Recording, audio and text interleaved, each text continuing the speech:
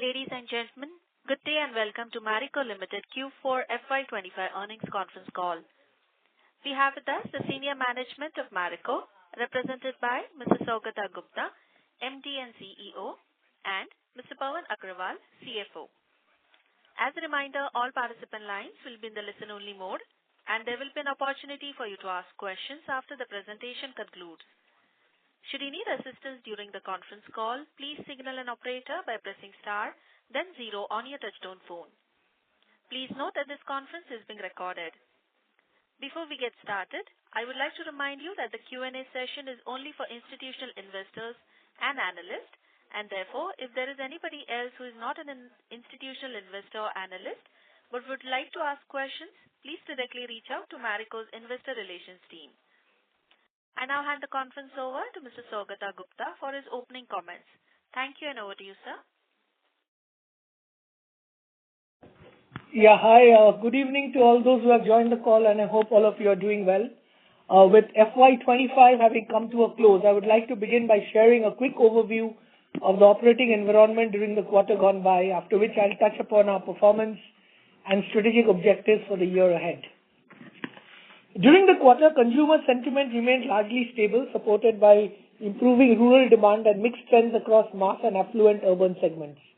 Margins for most players were under pressure due to input cost pressure. Easing retail and food inflation is encouraging for consumption trends going ahead. In addition, a healthy monsoon season, higher MSPs and continued government spending should support the uptrend in rural growth. It is important to note that the growth of listed companies alone does not provide a comprehensive picture of consumption trends. Commentary from unlisted players, including Indian subsidiaries of multinational corporations, D2C players, and regional brands, indicates a slightly better performance, underscoring broader demand resilience. Moving to our performance in Q4, India business continued to deliver sequential improvement in volume growth and strong top-line growth aided by pricing intervention in core franchises. In the demand front, the core portfolios witnessed transient sluggishness amid steep inflation in key commodities, although we maintained the strong momentum in new businesses, which furthered the diversification agenda. Offtakes remained healthy, with more than 90% of the portfolio gaining or maintaining market share and more than 80% sustaining or improving penetration on a MAT basis. While alternate channel gained salience, particularly in Tier 1 markets, general trade remained sluggish. We are making concerted efforts to revive general trade growth through Project Setu, which is progressing well. Under Setu, we'll focus on rural outlet expansion at a pan-India level while deploying strong control frameworks to ensure sustainable outlet expansion across markets. Quick commerce has rapidly scaled up to 3% of the India business for the India domestic business, where we are building assortment across categories to effectively capitalize on the potential of this channel. Delving further into India business, I will now share some perspective on the performance of our key categories. Parachute had a muted quarter as a result of consumption titration, which is typical during hyperinflationary cycles like the one we are witnessing currently. In addition to price hikes, we had implemented MLH reduction in select packs over the last 6 to 9 months. Adjusting for the impact of MLH reductions, the brand recorded low single-digit volume growth in Q4. Revenue growth was in the 20s, aided by pricing. Parachute maintained its stronghold, gaining 70 bps market share on MAT basis. Given the extended firmness in copra prices due to lower arrivals in the market, the awaited correction is most probably going to happen towards Q2. As prices move from the current hyperinflationary zone to a moderately inflationary zone in Q2, which should be the case for most of the year, we expect volume growth to pick up. Our robust supply chain capabilities will give us an edge and allow us to be far more competitive. We are already seeing first signs of supply chain disruption among local players, and it is heartening to see competition taking significant price increases and reducing BTL. All this will be tailwinds for the brand for volume growth to pick up sometime in Q2. Saffola edible oil is impacted by sharp price hikes taken in response to the elevated global vegetable oil prices. While revenue growth in the coming year will be aided by pricing to some degree, we expect volumes to be steady as long as vegetable oil prices remain stable. Our priority is to maintain threshold level of profitability in the portfolio while maintaining basic volume growth.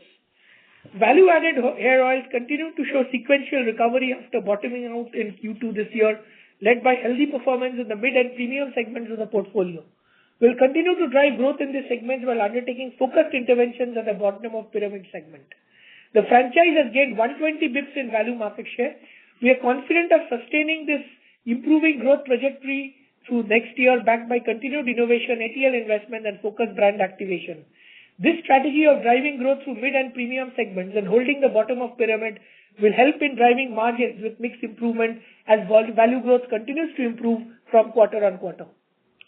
Foods delivered robust value growth of 44% YOY in Q4 and 30% growth in FY'25, surpassing the 900 crore mark in annual revenues.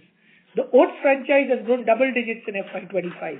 While the core portfolio of oats, honey, and soya chunks have fared well, we are also seeing green shoots in the recent launch such as muesli. In Q4, we launched Saffola Kappa Oats, a 4-minute ready-to-eat offering combining oats, millets, and crunchy multigrain bites. Furthermore, True Elements and the plant-based nutrition portfolio of Plix maintained accelerated growth momentum.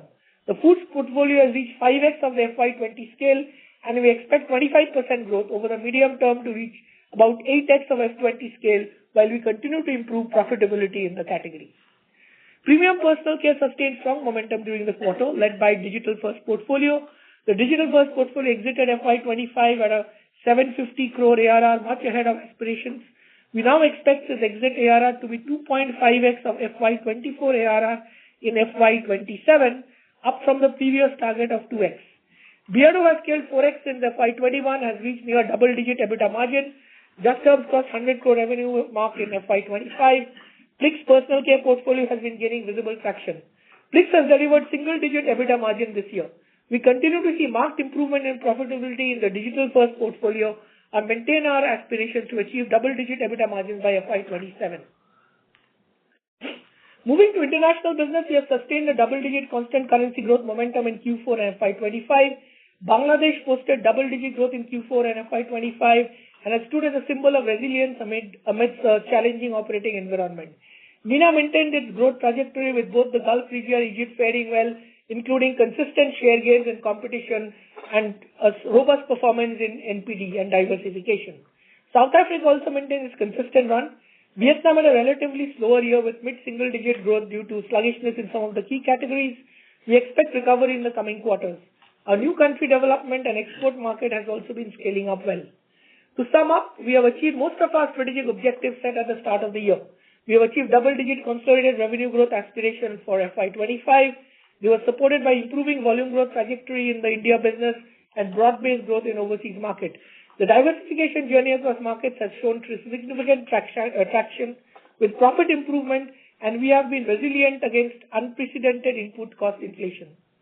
In India, core category growth was subdued in FY'25. We expect a gradual pickup through FY'26, aided by improving consumption sentiment across urban and rural, increase of hyperinflation pressure across key commodities, and a significant traction in VAHO. Our sustained investment in scaling the foods and premium personal care portfolio has visibly reshaped our revenue mix, delivering differential growth even amid softer mass consumption demand. The composite revenue share of foods and premium personal care in the India business stood at 22% in FY'25, representing a combined ARR of nearly 2,000 crore. We'll continue to aggressively diversify the portfolio through these in line with our medium-term strategic priorities and expect these portfolio to expand to 25% of domestic revenues by FY'27. The rapid scale-up of these portfolios have been accompanied by significant improvement in their profitability, resulting in the share of India net contribution moving to double digits, which is 5x of FY'22 levels. In foods, we have structurally expanded gross margins by 1,000 bps over FY'24 and FY'25 on cumulative basis, and we expect gradual margin expansion as the business scales in the medium term. If you take a step back, you'll realize that our model is unique since our aspiration or ambition in digital business has always been far ahead of the resource available at hand, given the balance sheet and P&L guardrails of a well-run listed company. This forced us to engineer a profitable and sustainable growth model which does not rely on cash burn. Among the acquired digital brands, we now have two distinct cohorts at different stages of their growth journey. The first cohort, consisting of Beardo and Plix, which are profitable at the EBITDA level, are going to be on accelerated growth path. We expect these two brands to cross 1,000 crores in combined ARR this year with a clear focus of driving operating profitability with scale. We'll focus on accelerated growth in Beardo and Plix, along with further EBITDA upliftment. On the other hand, Just Herbs and True Elements, though not yet at break-even, we will focus on sustainable 20 to 25% growth and leveraging scale and synergy to achieve break-even at the earliest over the next 18 to 24 months. On the overall basis, we will drive synergies in costs and leverage 1P data across our digital business to unlock further efficiencies. We'll now be tapping economies of scale, which is available to a house of brands with a large-scale, strong mothership in our case, which we believe is a strong edge over standalone D2C brands. We firmly believe that we are on track to be one of the most successful digital FMCG companies in the country. The international business has navigated transient macroeconomic and currency headwinds in select markets. Our consistent endeavor in any market is to deliver top quartile revenue and profit growth. We have achieved this in Bangladesh and South Africa. We are progressing steadily on this journey in MENA. While we have delivered on top-line growth, our margins are improving to top quartile. In Vietnam, there is some ground to cover, and working on GTM transformation portfolio diversification is underway. We have also made more visible progress in premiumizing our portfolios across markets with innovation and expansion into premium personal care categories such as shampoo, skin care, hair styling, excluding hair oils, and baby care. These premium portfolio in international business have grown at 24% over the FY'21-25 period. As a result, the premium business revenue share in the international business rose from 20% in FY'21 to 29% in FY'25. We will continue to invest aggressively towards diversifying this portfolio, expand the total addressable market, and driving market share gains in each of the markets.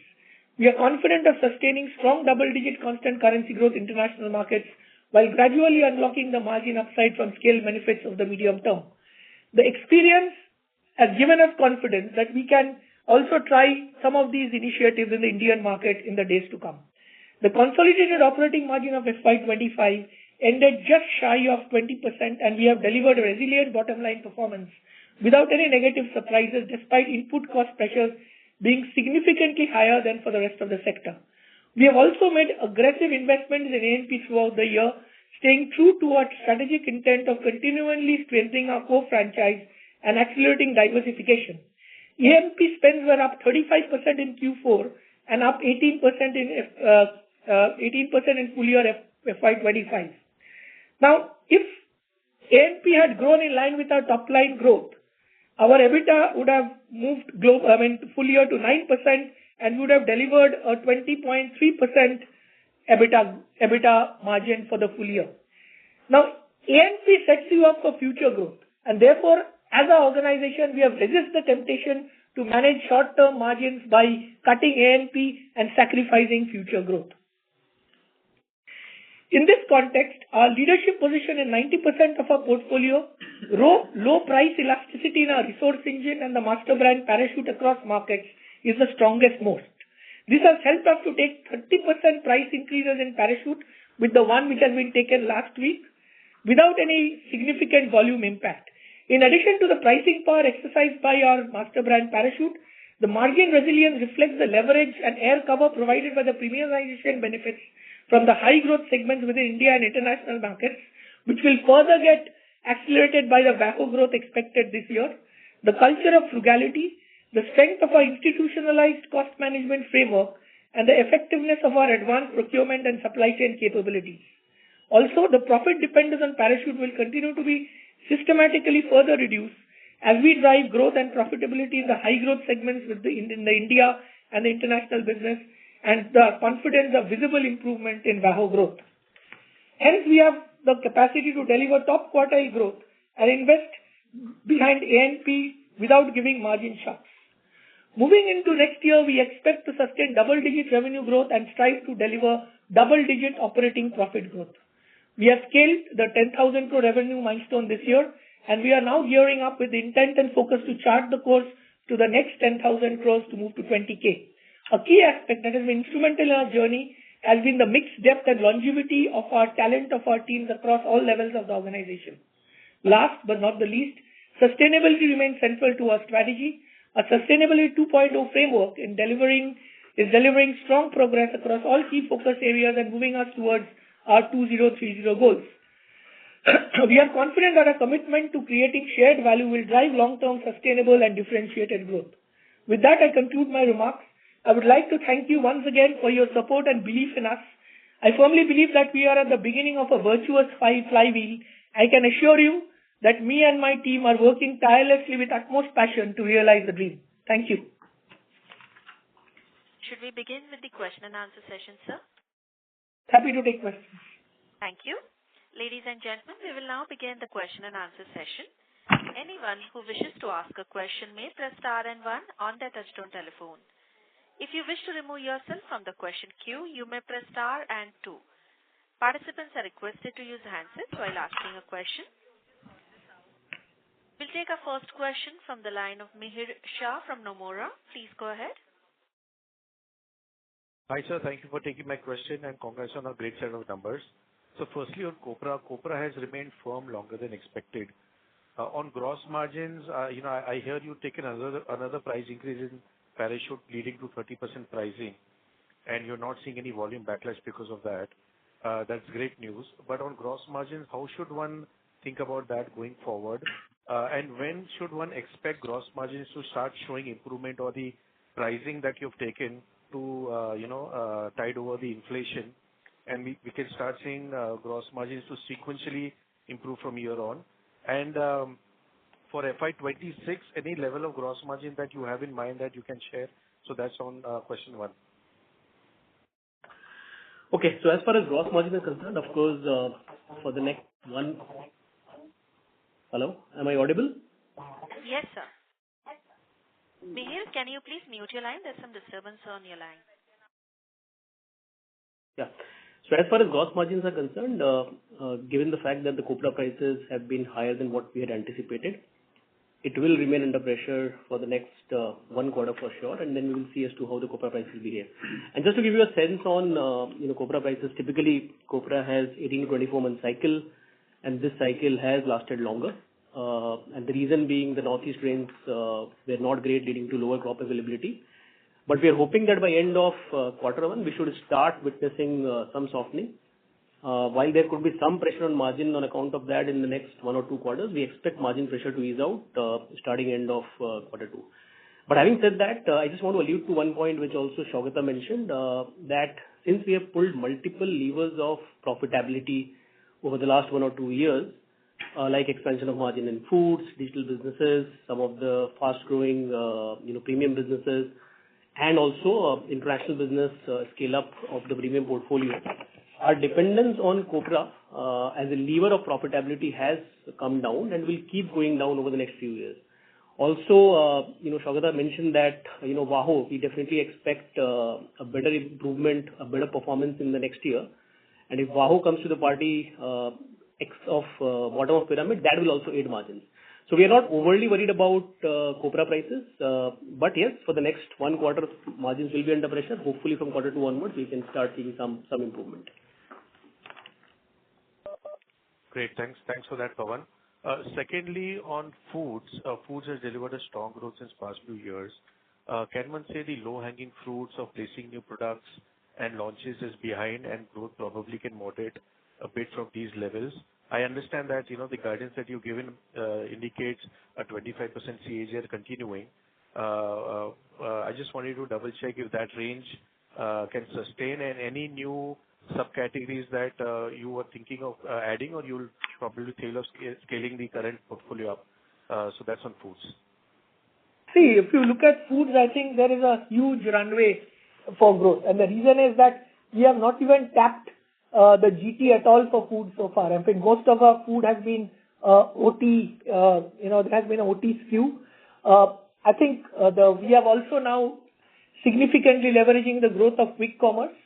So therefore, in terms of there's a significant distribution initiative available. The penetration of oats and masala oats is still low in our country, and therefore we have a penetration task.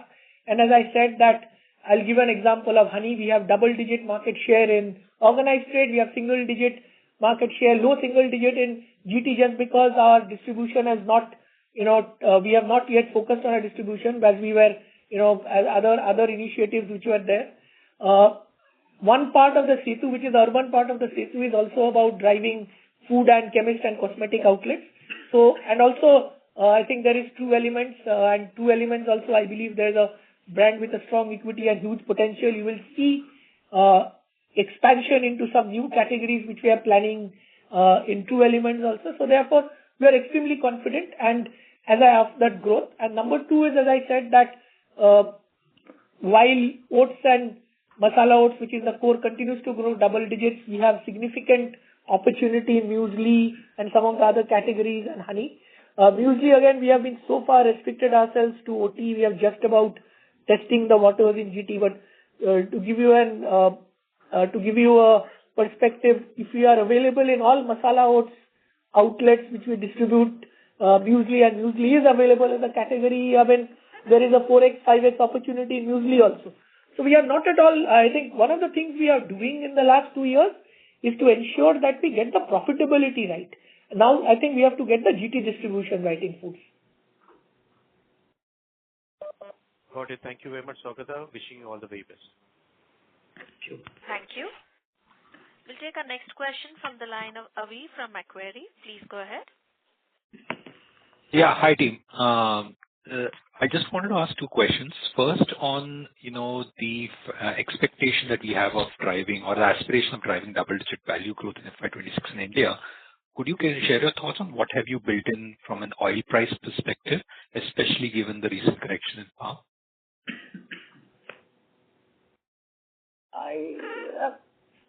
Or just an understanding, or is that a risk? Basically, what I'm trying to appreciate is while I get the point of copra deflation not panning out, my only concern was, are you not worried about deflation and Saffola pricing hurting our ability to reach double-digit growth in FY'26, and what gives you confidence there? So that was what I was trying to get at.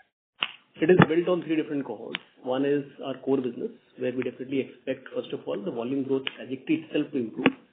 And we definitely expect that the first half of the year, the inflation-led growth will definitely support. That's one.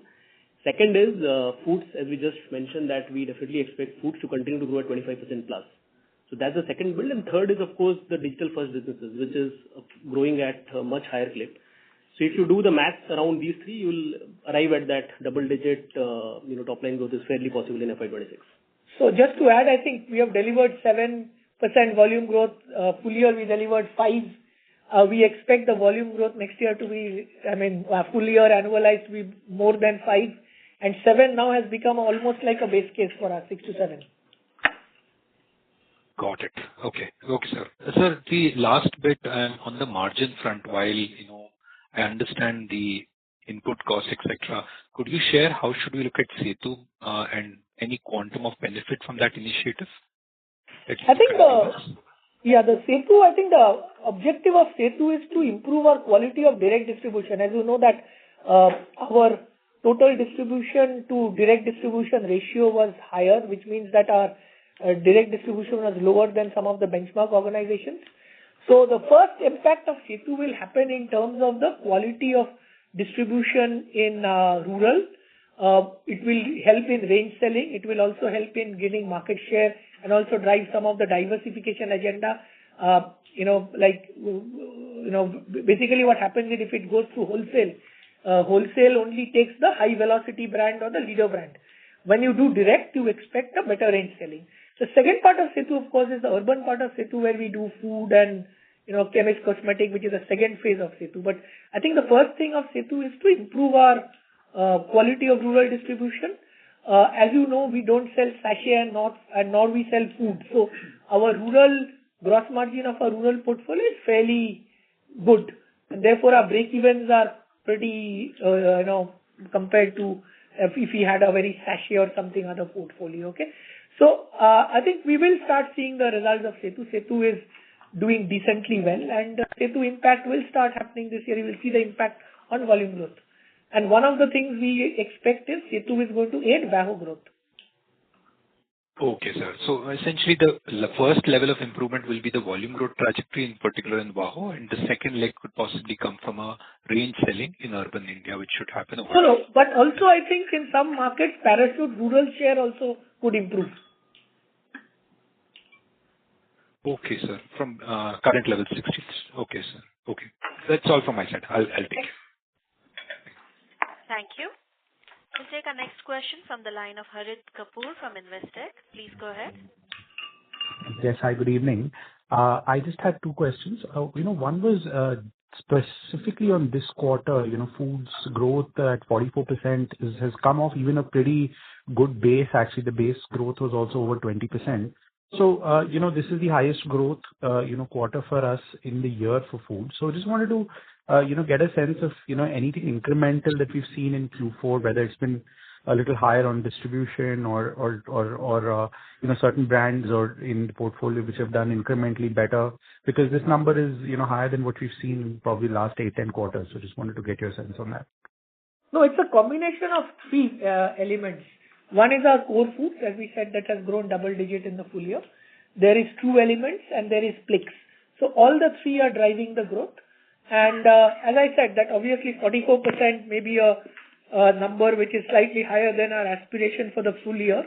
But I think one of the other things we have done, as I said, is that we in the last 2 years have significantly, made efforts to improve the profitability of foods. And therefore, one of the things we are going to do is that now that the profitability is improved, that can we at least go into GT in a little more meaningful way and also scale up things like honey and muesli. And if I really look at it, the other driver of food, which we are now witnessed, and if you look at, interestingly, one piece of data, if Quick Com has been contributing to 3% of in FMCG, and especially BPC, in food, Quick Com contributes only 7%. Quick Com is a big driver of food. And between Plix, True Elements and Saffola, we are also investing significantly in Quick Com to drive foods growth. Having said that, I think as long as we will be happy if we can deliver 20 to 25% plus growth in foods over the next 2-3 years. Fantastic. The second thing was on Parachute. So, there's a 30% increase now on prices. Could you just give a sense of what's happening in the market? I mean, where is this regional unorganized player in terms of the RPI between Parachute and the regionals or unorganized? And you did speak about some supply chain issues that the competition is having, due to which they are also having to take price increases. So if you could just explain these couple of things, that would be helpful. So what happens is that when inflation happens, in relative terms, we are more competitive because we absorb some part of the cost. Also, because of our procurement efficiency, our consumption cost is not like what we have the buying cost or the market cost. Okay. So now what is happening is a competition two things. There are two different things. One, for the small players, because of the high cost of procuring copra and the fact that they are risk averse in buying copra at this rate, because suppose copra prices go down, they'll be stuck with that. Okay. So as a result, what happens is that their stock pressure reduces. So what we are seeing, and this has just happened in the last couple of weeks, we are seeing competitive presence or some of the smaller brands are less. In terms of the availability has become a problem, because also they have to get working capital to buy copra at this kind of a price. Okay. As far as branded competition is concerned, I think last year we saw a little unreasonable competition where perhaps they were not making margins. They are now taking price increase in line with the cost increase and sometimes disproportionate, which also helps us in some one way. And therefore, what we are confident about is that as soon as the hyperinflation settles to inflation, it's unlikely there will be a major deflation. As I said, on commodity, I can't predict. Nobody can predict. But as it settles down in Q2, you will see the volume growth happening. And also, as I said, that there is also 1%, 2% drop which has happened, due to the MLH drop, which will be anniversarizing as we move to the second half of the year. Great. Those were my questions. Wish you all the best. Thank you. Thank you. Thank you. We'll take our next question from the line of Avnish Rao from Nuvama Wealth. Please go ahead. Yeah, thanks. This is Avnish Roy. My first question is on the quick commerce. Do you see the bargaining power increase for you, given new players are expected to enter this? Already you're doing so well with 7% in food. So would you expect that now with bargaining power increasing, maybe this can even grow faster given new players entry? So just to clarify, I said for the food category as a whole, 7% for us, in different brands have a different contribution, but for food are higher than BPC. Now coming to bargaining, I think the way we look at any new, channel is that you first need to understand the shopper.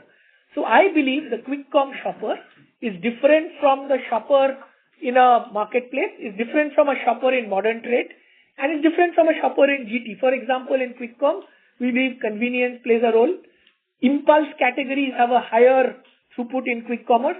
And given the fact that a shopper in a marketplace has browsing time, in quick commerce, if you are not in the first four in the screen and it's a vertical mobile screen, you don't stand a chance. So therefore, I think it's important to understand that therefore, how do I create a portfolio which is tailor-made for quick commerce and it is not cannibalistic. Having said that, yes, there is some quick commerce is taking some share from maybe marketplaces, they are taking some share from GT, and therefore what we need to do is to ensure that and keep a tailor-made portfolio, ensure that we drive offtake and not just give price discounting, and not have cannibalistic sale. As long as the category grows, I think we'll be able to ensure that we are not profit dilutive in any segment.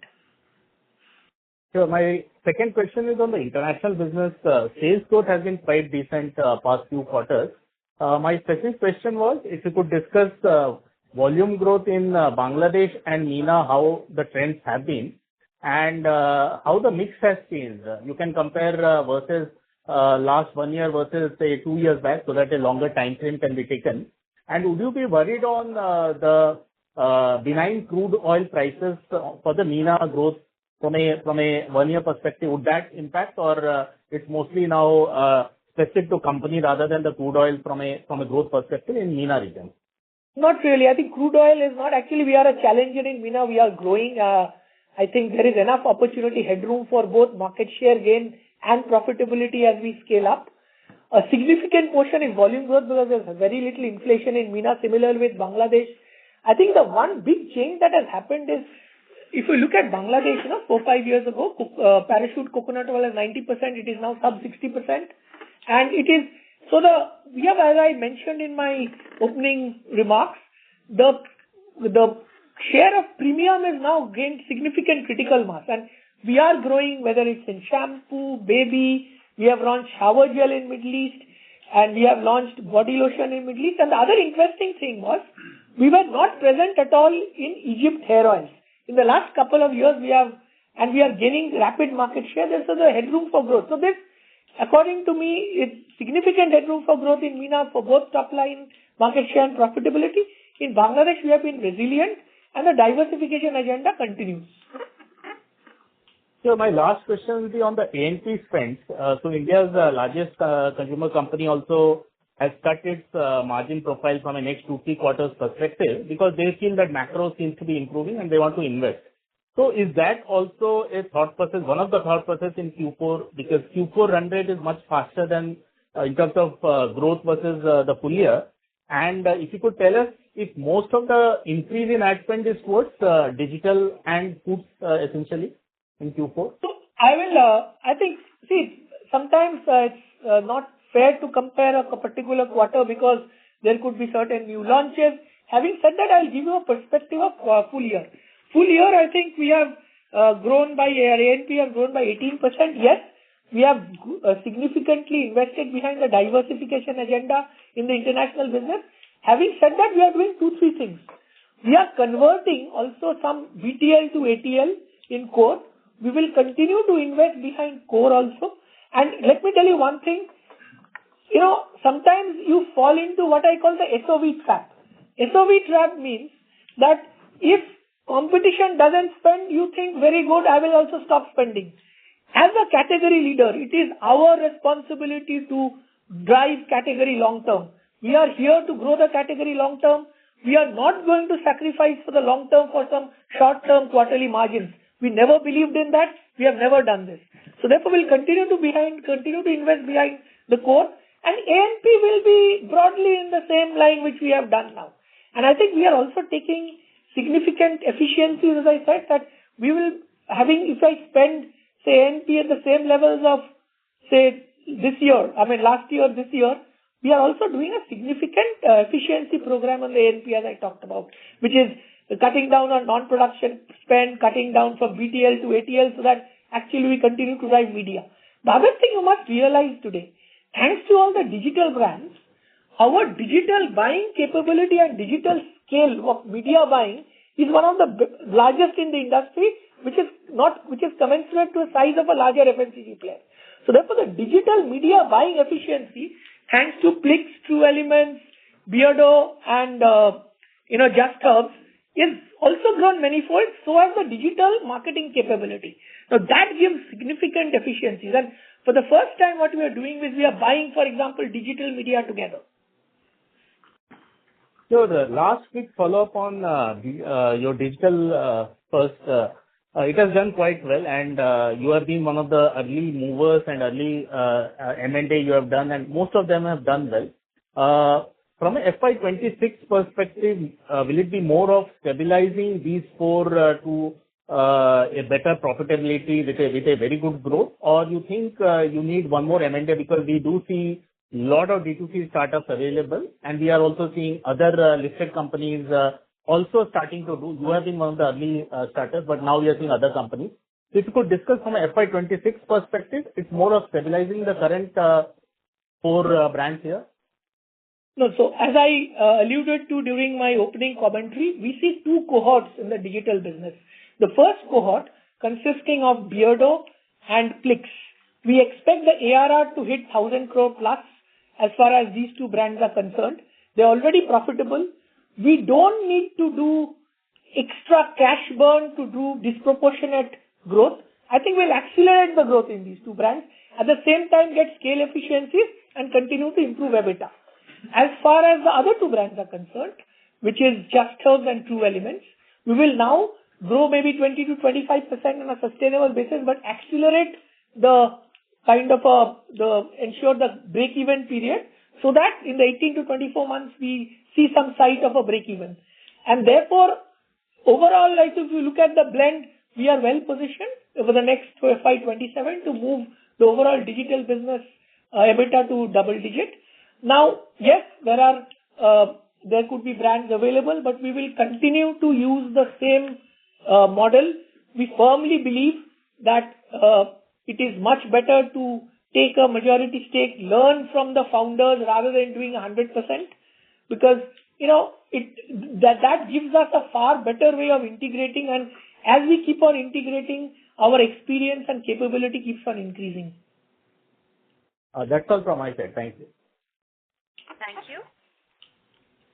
We'll take our next question from the line of Karthik Chellappa from Indus Capital Advisors, Hong Kong Limited. Please go ahead. Yeah, thank you for the opportunity, and Karthik, can you use congrats on your the quarter. handset mode, please? Your volume is very low. Sure. Is this any better? Yes, perfect, Karthik. Okay, great. Thank you for the opportunity and congrats on the quarter, and also congrats to Saugata on the reappointment. So I have two questions. The first one is, if I were to look at our India P&L for this quarter, the absolute EBIT is actually declined. So despite having about 400 crore extra revenue, the EBIT itself hasn't moved much. So how should I see this, and how much of this is, you think, because of raw material inflation impact, and how much of this could just be a mix impact? So I think, Karthik, you are referring to the segmental results that we published. Over there, EBIT, you would see there's a marginal decline, but it also includes the digital. And also, if you look at, there was one-off hit in the base in other income, right? So those are the two reasons why your EBIT is on a decline. If you were to adjust the digital business, bleed, etc., your EBITDA for quarter four for India business has actually grown by about 4 to 5%. Okay, so the two biggest drags are basically the digital hit and the other income, right? Correct, that's right. Okay, great. My second question is, as far as the foods business is concerned, and the serum and male grooming business is concerned, could you give a sense of what kind of annualized run rate we are running at, if I take fourth quarter as a base? So I think food full year we did 900. So therefore you can expect at least a 20 to 25% minimum, 25% plus growth in the food business. Now, I'm not getting into serum specifically, but I think serum as a category is growing and we are also growing. Okay, great. Because in the third quarter, we had disclosed the run rate for foods at about 1,000 crore. So if you have done 900 crore, that means that pace is accelerating, right? That's a reasonable inference. So usually Q4 is a slightly slower. This one for food, we are shy of 1,000 crore in run rate in Q4. But we usually, as you know, in Q2 and Q3 are the peak, usually this one for food, especially during the festive season, Diwali and other things, and all the gifting that happens. So we are slightly shy of 1,000 crore run rate in Q4, and that's but despite that we are at a 40% growth rate. So I think you can take a 25-30% at least minimum growth rate for foods as we move towards next. And I think we have said we have given a FY'27 aspiration in any case.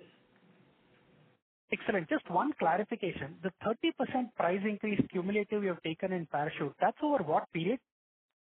So starting from last year, quarter one, if you look at quarter four result, we have given about 23% price increase, 22% value increase with a 1% decline in volume. So that's 23% price increase. Very recently, we have taken another round of price increase of about 8-9%. So that is just going into the market, just now. Yeah. It's gone actually into the market last week. Yeah. Excellent. Okay, that's all from my side, and wish you and the team all the very best for FY'26. Thank you. Thank you. Thank you. Before we take the next question, we'd like to remind participants to press star and 1 to ask a question. Next question is from the line of Abhijit Kundu from Antique Stock Broking. Please go ahead. Yeah, hi. Thanks for the opportunity.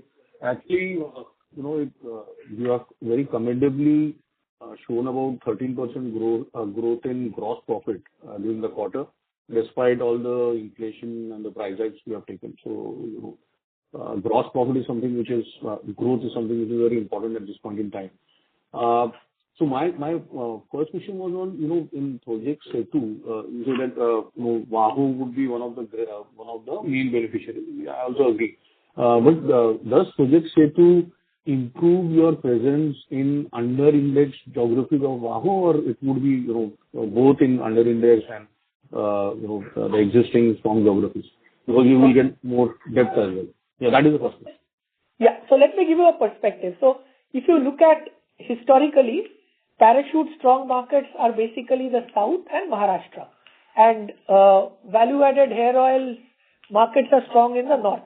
Having said that, I think in strong markets of the South and Maharashtra, especially South, this will help in diversification by putting the second or the third brand in, because we have huge distribution already. In the case of some of the under-indexed markets, like in the North, like UP and all, where we are under-indexed, there also we see Wahoo growth. So basically what it will do is, in the South, we will diversify and it will help Wahoo. It will also help in Parachute rural market share, because rural where we will now go direct. In the North, it will significantly improve and the performance of Wahoo, especially in the under-indexed markets. So we are actually relatively more under-indexed in our distribution, direct distribution in the North compared to South. Understood. And how has been the competitive environment in Wahoo and also in case of Saffola edible oil? Because in edible oil also there has been very sharp inflation. Companies have shown growth, but volumes have been impacted. Your volume has relatively, you have been insulated. The impact has been lower. So how has the market share behaved there in case of edible oil, and how has been the competitive environment in Wahoo? Because you said that your key competitor has increased prices in coconut oil as well as in other oils. So just a perspective on that. So first, let me clarify. I mentioned only coconut oil. As far as edible oil is concerned, see, we have taken a conscious decision that we will ensure we give a modest volume this one, and we will definitely not sacrifice margins. We will operate at a threshold level of margin, and as you know, any case, Saffola operates with a significant skew in OT, organized trade as well as metros. So therefore, we believe that we'll be able to give modest volume growth as long as there is no significant volatility as far as the raw material is concerned. I think in coconut oil, what has happened is that the competitive, perhaps in the last year, we were facing two sets of headwinds. As you know, the FMCG market had during COVID and the immediate period post-COVID, a lot of smaller players had gone out of circulation or their presence had reduced.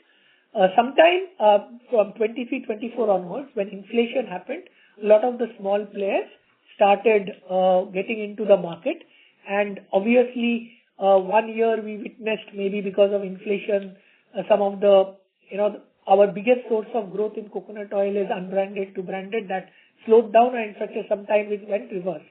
What we are now seeing in this period of inflation, and if you look at this inflation, small players' ability to buy, their working capital and the ability to store, they don't have position building and all that, they become much more uncompetitive.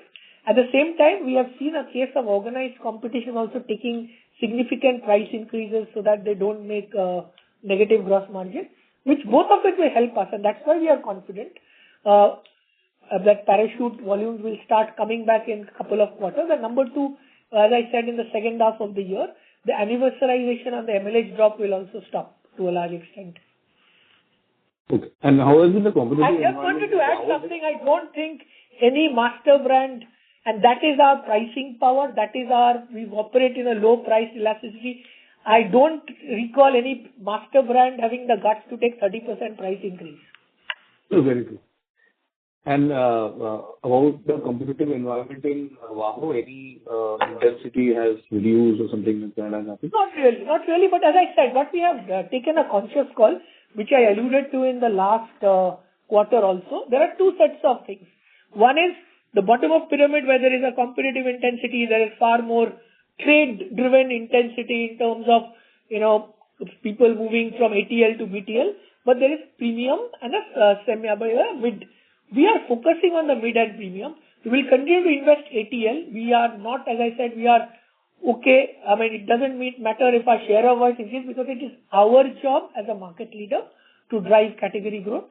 We are seeing this one. If you look at our trajectory of VAHO between Q2, Q3 and Q4, every quarter we have shown an improvement. And we are now pretty confident that this year we will turn positive and it will improve as with every quarter. Okay. And my last one is, what will be the effective tax rate during the next 2 years? You can take it at around 22%. Okay. Understood. That's it from me. Thanks a lot. Thank you. Ladies and gentlemen, to ask a question, please press star and 1 on your phone. We'll take our next question from the line of Nihal Mahesh Jham from HSBC Securities. Please go ahead. Hi, good evening and congratulations on the good performance. Couple of questions. First, on the foods part of it, just wanted more clarity on where is snacking in the overall scheme of things. Has that also achieved a certain threshold profitability and it's an important part of the 25% growth that we are targeting, or more in the pilot stage and maybe the growth will be beyond FY'27 for that segment? So we continue to be in the pilot stage. I think it's important first to get the GTM right. As you know, snacking is not a OT SKU, this one, because if you have to get snacking to scale, we have to get our GT in food right. So I think we are first there. If I look at it, the first thing is we'll continue to, in terms of the food growth, as far as Saffola is concerned, there are 3 things. First is continue to invest behind increasing penetration in oats. We will continue to drive honey, and we want to scale up muesli. As snacking comes next, I think, and therefore I don't see snacking achieving scale this one. And of course, as I said, that you will see a significant some new category entry even in True Elements, and Plix continues to do well. And I believe that nutraceuticals where Plix operates, the headroom for TAM expansion continues. I think Plix operates in some of them, but definitely we can get into some other things like, if you look at a nutraceutical band, you have five elements in any nutraceutical company, and one is weight management, one is cardiovascular health, diabetes, gut health, bone health, stress, and sleep. Now, Plix tomorrow, it's, the name is agnostic, it can operate in all. And therefore, the headroom for growth in Plix is tremendous. And I believe that Plix is a very strong equity. It has strong digital capability. We have founders and us, we are working together, partnering and, having, creating this explosive growth. And therefore, there's enough headroom for growth. Therefore, for us, food is a three-vector growth and not a single growth. Sure, sir. Just one follow-up here. So, try to think that new categories of foods will be more niche, just the way the historical trajectory of foods has been, and say for a large category like snacking, where it's hyper-competitive, will always not be a very core focus in terms of driving it ahead. No, I think, if you notice one thing, what we are doing is one step at a time. If you look at, foods, I would first do few things, get scale, and then attempt the next one, rather than doing many things. Because one of the experiences we have had is that, the moment we got, break even in oats and masala oats, with scale, the profitability gallops. So therefore, one of the things we'll do few things to scale rather than doing many things upscale. Understood. Second question was on Beardo and the larger D2C portfolio, that it's commendable you've reached a double-digit margin despite revenue is much lesser than some of the other larger D2C names who originally started out as D2C. So just wanted to understand, what has been the path to achieving these kind of margins at this scale? Is it measured A&P? Is it more focused on profitability and less discounts? Or is it a right mix of channels, if you could just highlight that? I think I alluded to in my commentary, being a listed company, our ambition or aspiration has to be greater than resource. We don't have the luxury of having resource greater than ambition. And also just to add, we have discussed this in the past that there could be two different models of growth in digital business. One is explosive growth of 70-80% with a significant cash burn. And the second one, which is a calibrated growth of 20 to 30% with a very high focus on profitability improvement. And latter is what we have taken the approach, and we are absolutely comfortable with this. And we will continue to have this approach for the rest of the digital businesses. While Beardo has reached double-digit operating margin, but others are also on the way, and we believe in the next 2 years, our aspiration of reaching double-digit operating margin for the entire cohort, we should be able to realize. Understood. Thank you so much, and wish you all the best. Thank you. We'll take our next question from the line of Sheila Rathi from Morgan Stanley. Please go ahead. Thanks for taking my question, and congratulations, Saugata, for your reappointment. So my first question was with respect to the opening remarks you made that, the growth for the listed FMCG companies may not be the right way to look at it, or not necessarily representative of the overall growth. So just from your perspective, what would be your sense on the growth last year for the overall consumer space? I can't hazard a guess, but all I can say is that the D2C and the smaller brands don't get captured, and some of the unlisted companies. So it could be tad higher. That's all I can say. Understood. And second question is very similar to what Nihal just asked on, with respect to Beardo, getting to double-digit margins. Just from your lens, again, what would be the gestation period? Is it fair to say that the gestation period for a personal care D2C brand is about 5 to 7 years, whereas for food, it could be much longer?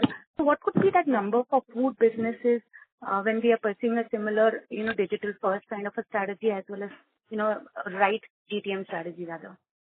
So I think it's very difficult. I won't want to do that. But what I can tell you is this, that obviously food brands, I'm not talking nutraceuticals. Nutraceuticals obviously has high gross margin.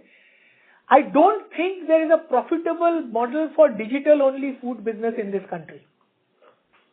So they have to get into GT. And if you look at some of the brands which have scaled up, they have gone into GT. So the proportion of GT in a food founder brand is always higher than a personal care brand. While a personal care brand can perhaps, I would say, they should not go into too much into GT. Understood. It's commendable, Saugata, actually, because that's the best thing, right, with respect to the journey for us on the Beardo side on how the profitability has moved. Thank you. Thanks. Thank you. Thank you. We'll take our next question from the line of Anurag Dayal from Phillip Capital. Please go ahead. Yeah, thank you for the opportunity, sir. One question I have on GT channel. It has been under pressure for quite some time, and you alluded to some of the steps taken to ease pressure. Apart from our FY’25 initiative, could you tell us what are these steps which we have taken and when we see growth recovering in the channel? So I think we believe that the urban GT will continue to be stressed, because I think if you look at the organized trade share in the top 5-6 cities, it's increasing. Also, with growth of Q-commerce is also taking a slice from GT. Having said that, what we are trying to do is ensure that through a significant number of steps, we want to manage and ensure that our partners continue to get ROI. But I believe there is significant opportunity, and GT will continue to be very, very critical and a source of competitive advantage. There are, there'll continue to be entry barriers in the smaller towns, mid and small towns, and in rural. And that is where we are investing a significant portion of our effort in SETU, because, rural, I don't see, OT impacting rural even in 5-7 years, okay? And that is where I think a lot of our SETU initiatives and our SETU investment is going. And we believe that for large FMCG players, defocusing on GT is not a great thing to do, but we should be, at the same time, it's an and growth in India. It's not an or growth like what has happened in some of the other Western markets. GT will continue to remain important even in 2030. So are we doing any differential SKUs for, general trade? Obviously. I think, our entire effort is to have channel-specific portfolio, channel-specific SKU, and keep on reducing channel conflict and cannibalistic growth. Yes, sir. And one more question I have on Bangladesh. Now, it's been very commendable that we have achieved double-digit growth in such a tough environment. However, the dividend payout has been at record high in FY’25. So I just want to understand the reason behind it. Does it indicate that the growth opportunity in Bangladesh is now limited and maybe you're looking at other international markets? How to understand that? Because the sharp jump we have witnessed. Surplus cash lying on the balance sheet, and it is only prudent to, return it back to the shareholders rather than earning interest income on that thing. We are not compromising on any investment opportunity. If you look at the ANP also continues to grow, and we believe that through continued investment will continue to grow in double digits. So it's more of a surplus lying in the balance sheet that has been, brought back. Okay. Thanks. That's from my side. Thank you, sir. Thank you. Ladies and gentlemen, we'll take that as the last question for today. I would now like to hand the conference over to management for closing comments. Over to you. Thanks for listening on the call. To conclude, the year has been marked by significantly positive outcomes in each of our strategic objectives, even while the operating environment has been challenging. Despite sharp input cost pressures, our core portfolio have remained steady, and we have sustained investment towards the accelerated scale-up of foods and premium personal care portfolios in India and premium categories in the overseas markets to build high growth levers, which are not only margin accretive, but will also systematically reduce commodity exposure over the time. As a result, we are working towards a revenue and profit construct, which will be far more resilient and predictable across business cycles. While we will need to navigate inflationary pressures in the immediate term, we remain confident of delivering top quartile performance in the coming year and the medium term. That is it from our side. If you have any further queries, please feel free to reach out to our IR team and they'll be happy to address. Thank you and have a great evening. Thank you. On behalf of Marico Ltd, that concludes this conference. Thank you for joining us, and you may now disconnect your lines.